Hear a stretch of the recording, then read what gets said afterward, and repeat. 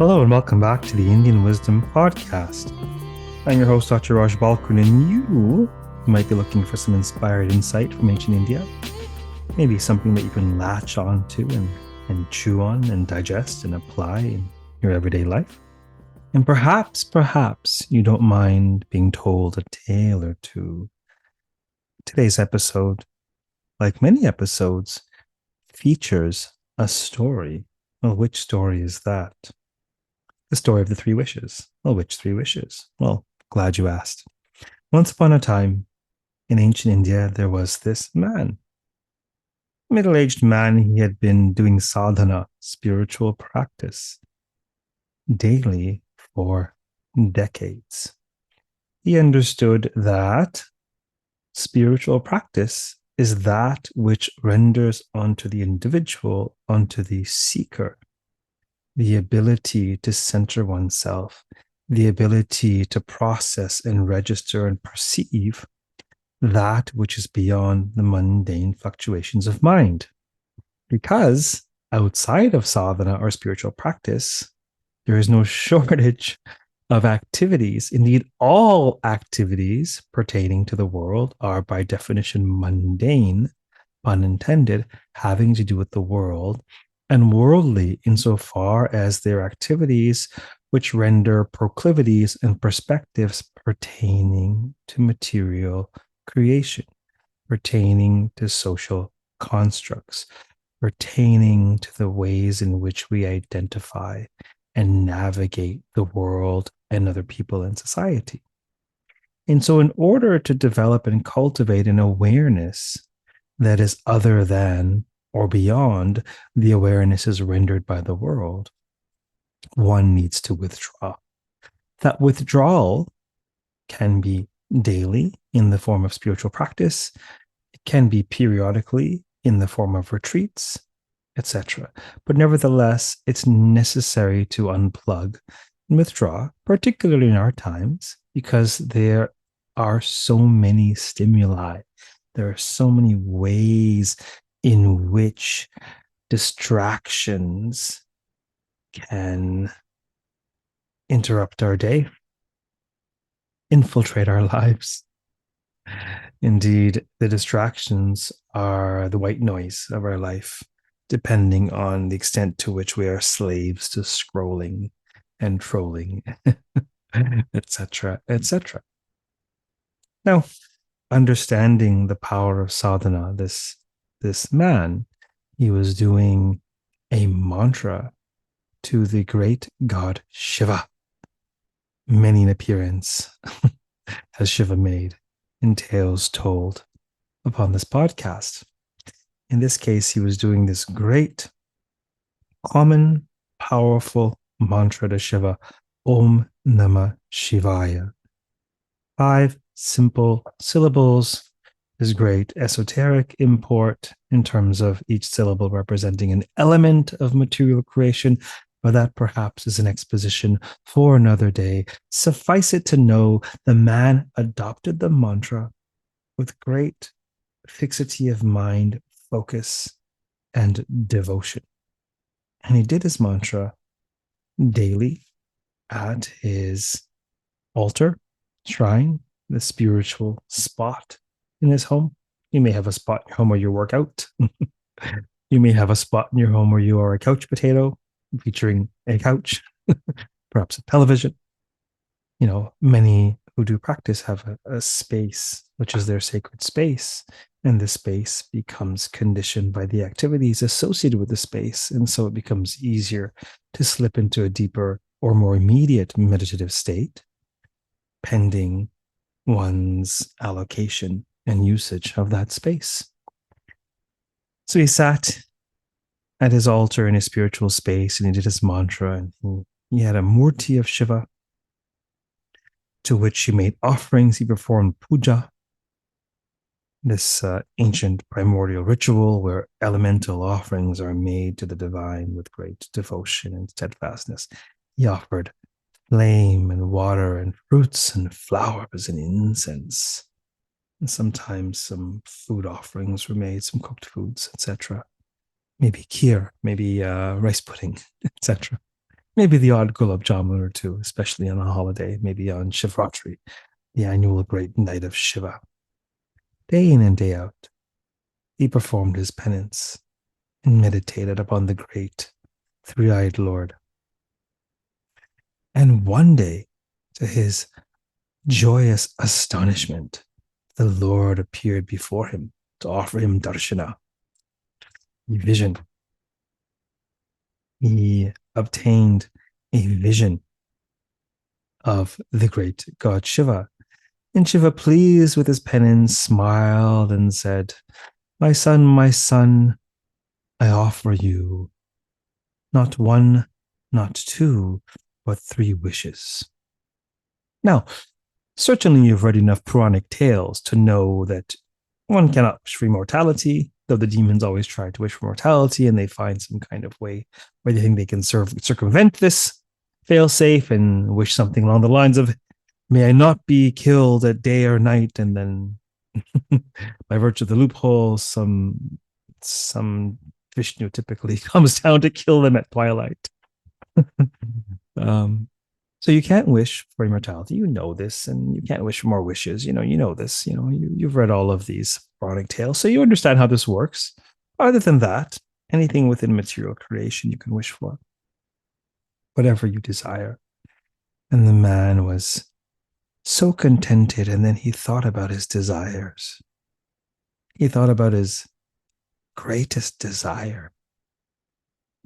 Now, it just so happened this was a phase in the man's life where a few weeks before he met a woman in the marketplace. He was happily married with grown children. He was middle-aged for those days. In our times, middle age is still quite young, actually. People work into their 70s very easily. But he met this younger woman in the market, and their eyes caught, and he knew there was a spark there. He knew it was more than his maya, his delusion. He knew that there was a connection there, and she was so beautiful and fair, selling her wares at the marketplace. But, he would never cheat on his wife. And so, as soon as Shiva said, whatever it is you desire can be yours, the word desire triggered in him his most pressing desire, his desire to be with this woman. So the man sheepishly said to the Lord, "Oh Lord, I do indeed have a great desire. It is not noble. It's not the most noble of desires." Shiva said, "We do not judge. Desire is desire. Desire is the fire which propels material creation. Without desire, none of this would exist. I've been schooled well by my consort Shakti, Parvati, sometimes Kali when I don't pay attention. She schooled me well on the nature and power of desire which pulsates through creation, spawning all of its activities. And so, whatever it is you desire, I can certainly return and grant your wish. Have a think, perhaps. No, Lord. Let me save you a trip. Save me a trip? What do you mean? I know gas is expensive these days. I have sort of, teleportational powers. Save me a trip. What do you mean? Well, certainly I will accept your gracious gift of three wishes. Shiva had actually given him a special mantra, a secret mantra, so secret I cannot repeat it here. A secret mantra to utter, whereby to summon the Lord to fulfill the boon, the wish of the utterer's desire. But he said, I will use this mantra 2 more times and summon you, O great Lord. But now that you are here, and now that a great desire, already exists within this mind of mine, may I ask for its fulfillment now?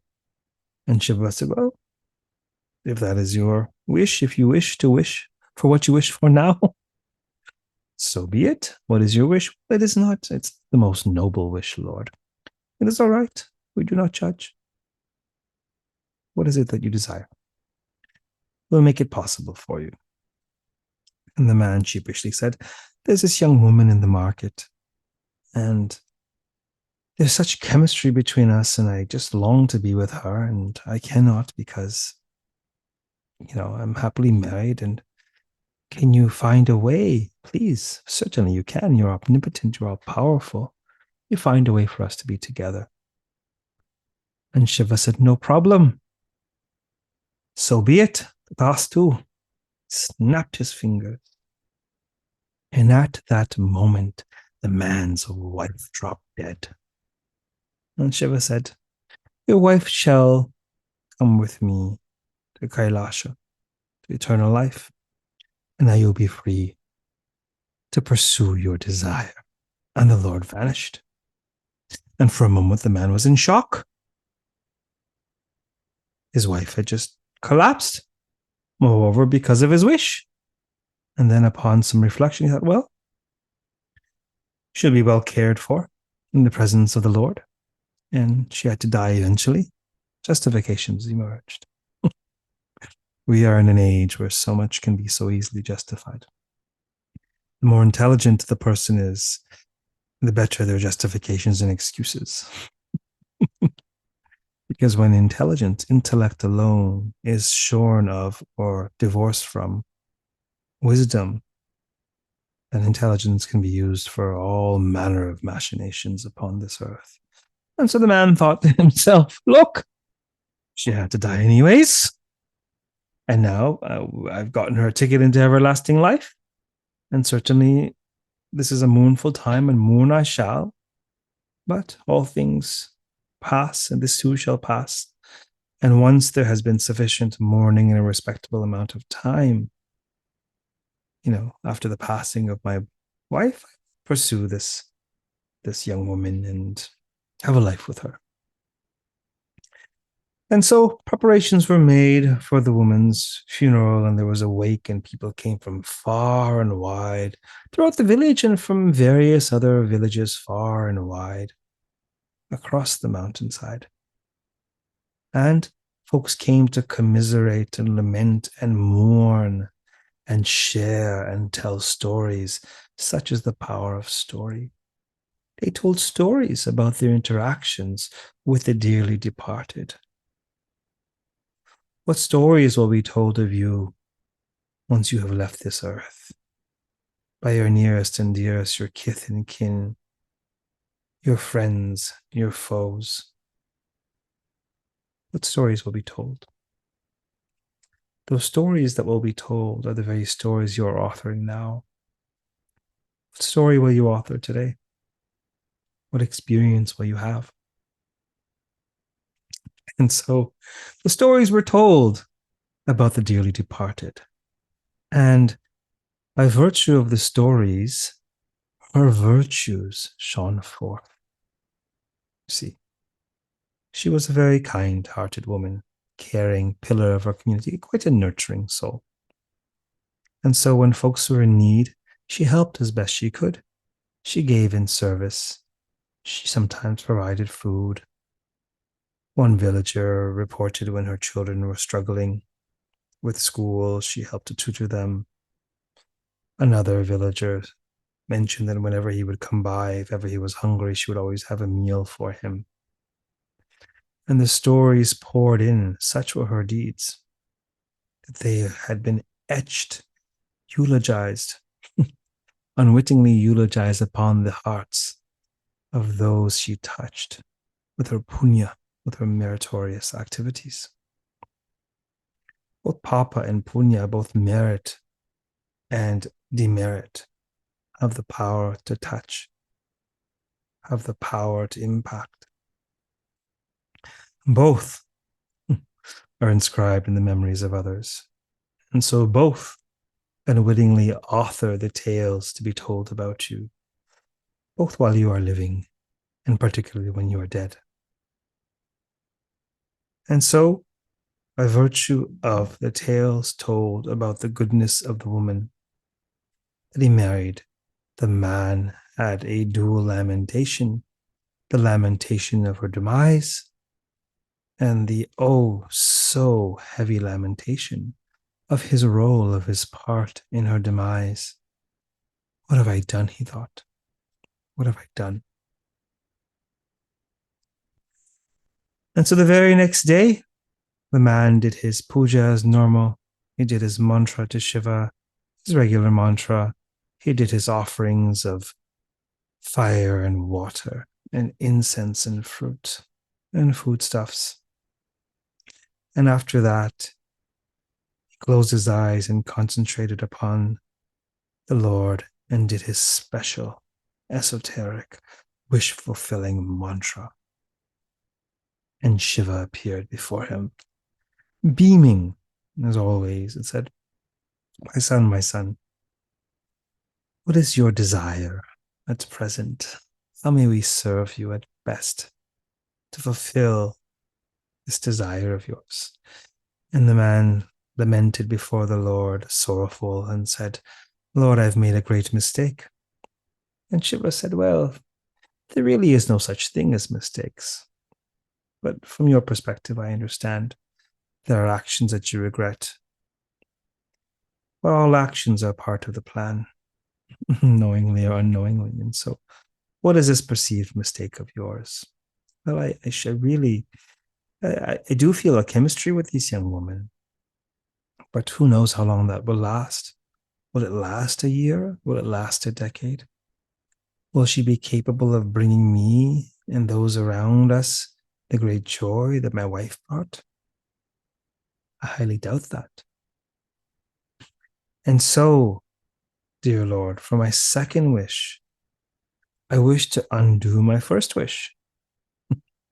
And Shiva smiled and said, so you wish to undo the wish you made at first, using up two of your three wishes and leaving a sole wish alone. Just before I action this request, I want to ensure that I understand correctly and that you understand correctly that in undoing your first wish, only one wish will remain. And the man said, yes, I understand fully, and I accept my own folly, and I accept the consequence, and I happily cash in wish number 2 to undo wish number 1 and leave the sole remaining blank check of wish number 3. And Shiva said, no problem, so be it. Tatastu. He snapped his fingers. And they returned to the moment in time, right when the first wish was made, before he had uttered it, before his wife dropped dead. And Shiva smiled, and he remembered. No one else remembered the chain of events, but he did. Through memory, through smriti, an entire class of scriptures called smriti in Hinduism, because without memory of what use is knowledge if not recalled in your time of need? It is like money loaned, unavailable to you to be spent when you need it. And so he remembered what he needed to remember. The man's wife was restored to life.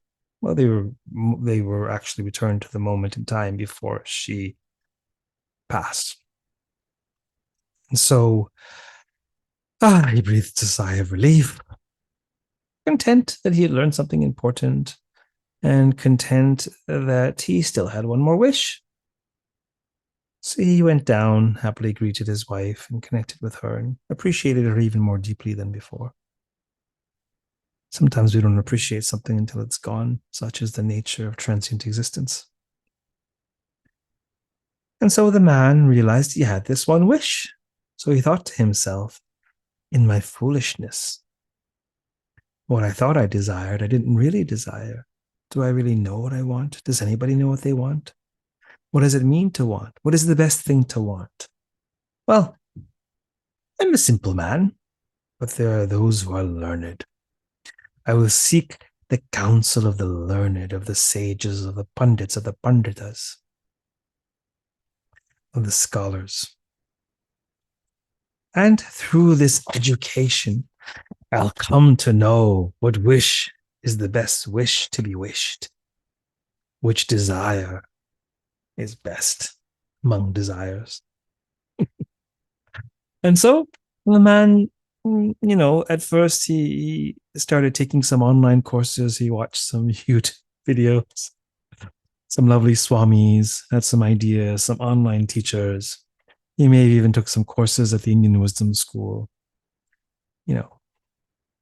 various other platforms.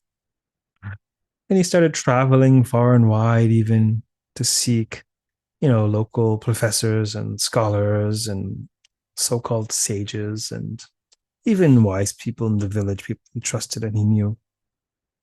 And he asked them, hypothetically speaking, just asking for a friend, what is the best wish to wish? What would you wish for? What would you wish for? What would you wish for? And the answers were as multitudinous as the people he asked. There were some patterns to be discerned, but everyone had a little nuance. Everyone had their own particular perspective, in direct tandem with their desire and what it is they desired in life. Wish for name and fame, said one.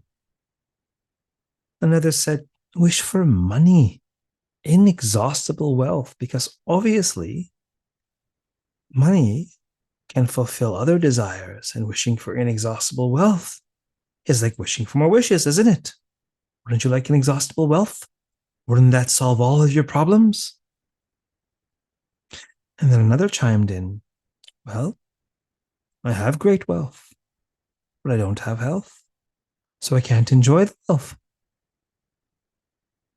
What would it be like to be ill and, scarcely able to breathe, much less digest food, and sickly? What kind of life is this? Of what use is wealth without health? So wished for robust health, you will always feel good. And if it is your desire to have nice things or more things or what have you, then with health you can make wealth. Isn't it so? And yet another series of voices interjected throughout his research, investigation, his ethnographic research into this theoretical query of what wish would you wish for. Another important voice emerged, which said, look, I have health, I have wealth, but I'm alone. I've not lived my life in such a way so as to appreciate and care for people. Certainly, we all have ups and downs, and, we don't always appreciate people fully, but really, I didn't pay much attention to people at all. I was so self absorbed.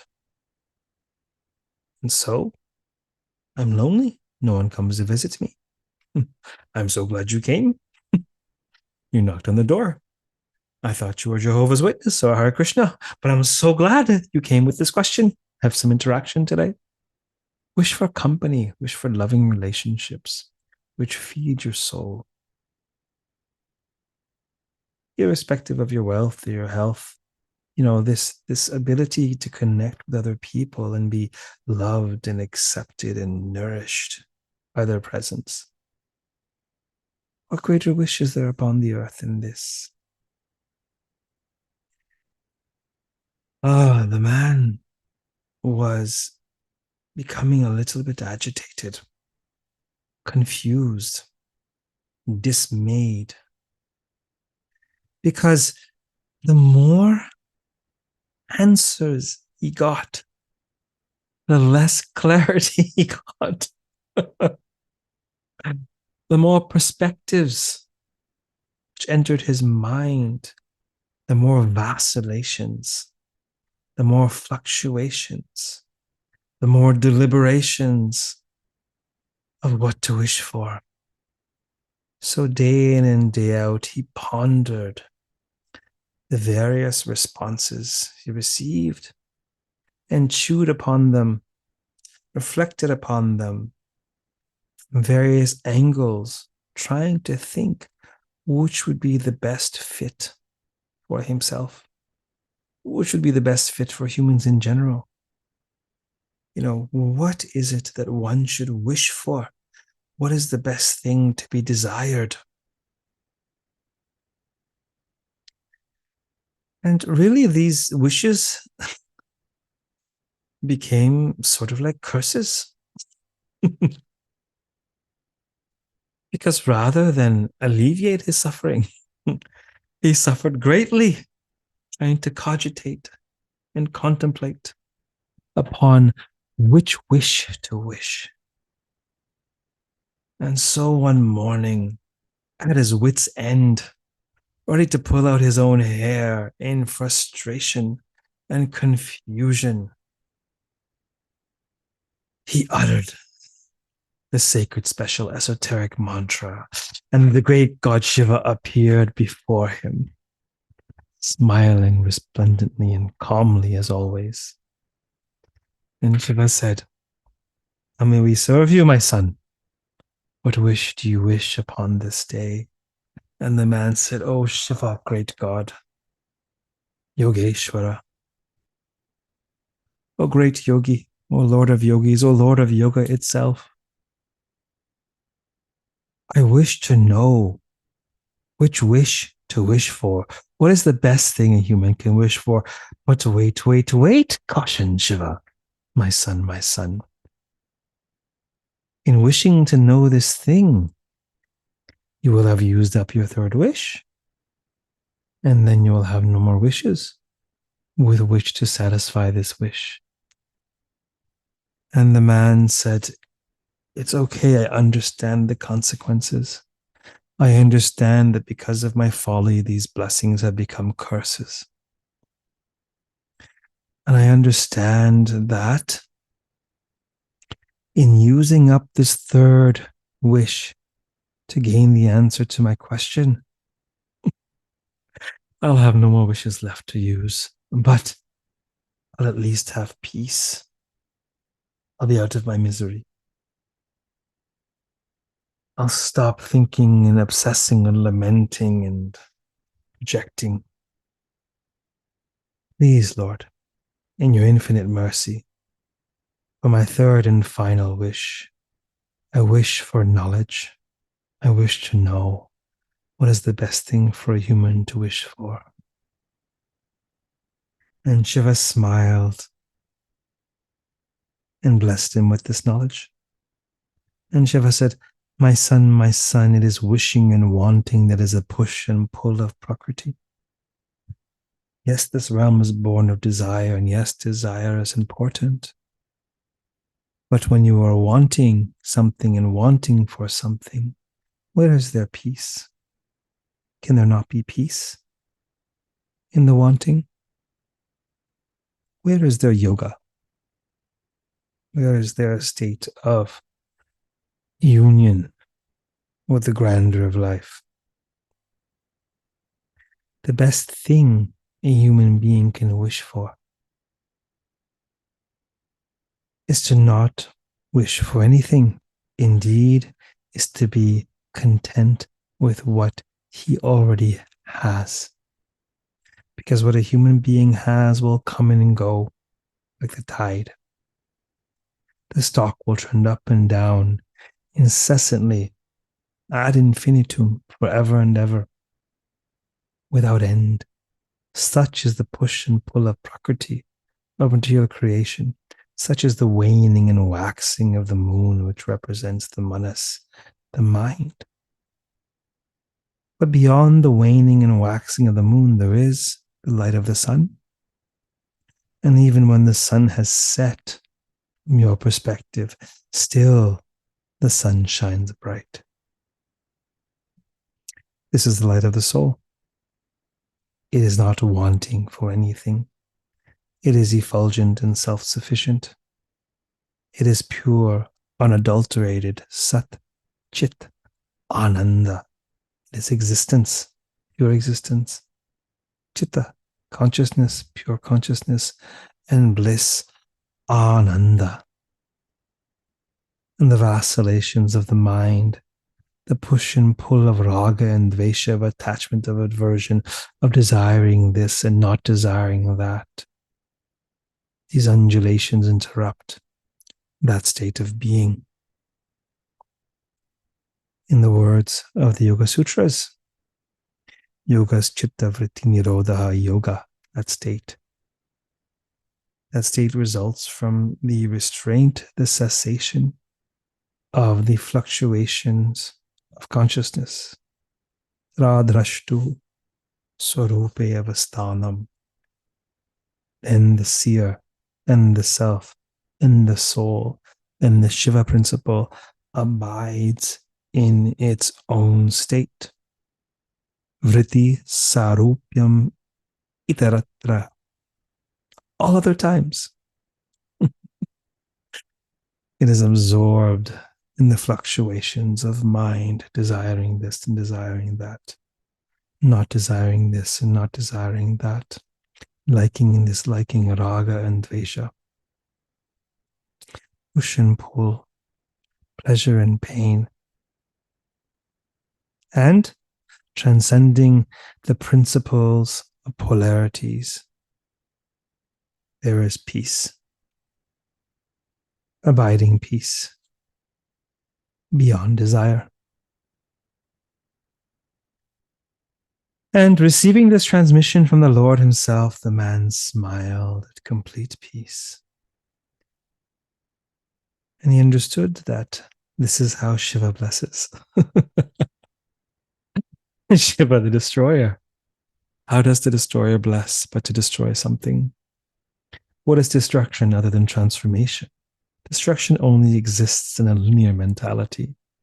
In a cyclical mentality, destruction is just somewhere in the middle of the plot, which will result in the creation of something else. And so, through the destruction of his attachment, the destruction of his ignorance, he gained awareness, he gained jnana, he gained knowledge, he gained insight, he gained wisdom, that which he lacked before. But he needed to undergo that experience in order to gain this wisdom. What are the pushes and pulls upon your consciousness? What are the desires that define you? And is there space to witness the desire? We are not in the business of demonizing desire. Desire is very important and crucial to be celebrated. Desire is a wonderful servant, but a very poor master. Are you a slave to your desires? Do they own you or do you own them?